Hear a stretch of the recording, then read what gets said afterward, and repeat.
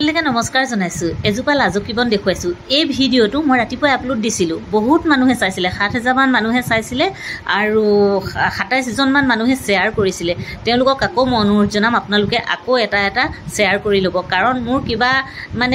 কিবা প্ৰবলেমৰ কাৰণে টেকনিক্যালি প্ৰবলেমৰ কাৰণে এটো ডিলিট হৈ গ'ল বুজিছেনে ডিলিট হৈ যোৱাৰ কাৰণে মই ক্ষমা বিচাৰিছো আপোনালোকৰ ওচৰত এই লাজুকী বনজোপাৰ পৰা এটা ডাঙৰ ৰোগ নিৰাময় কৰিব পাৰি আপোনালোকক কৈ আছিলো যে এজমা বা হাপানী ৰোগটো নিৰাময় হয় আৰু সকলোখিনি মই ইয়াত দিব নোৱাৰিম কাৰণ কৈ দিব নোৱাৰিম অকল লাজুকী বনৰ গছজোপা কথাহে কৈছো ইয়াৰ লগত কি মিলাই কেনেকৈ দিয়ে সেইটো হলে মই গুটেখিনি ক'ব পৰা মোৰ অধিকাৰ নাই যিগৰাকী বাইদেৱে কৈছিলে শিকাইছিলে মোক তেখেতে গুটেখিনি কৈ দিব কোৱা নাই দেই সেই কাৰণে মই দিব পৰা নাই আপোনালোকক লাগিলে যোগাযোগ কৰিব পাৰে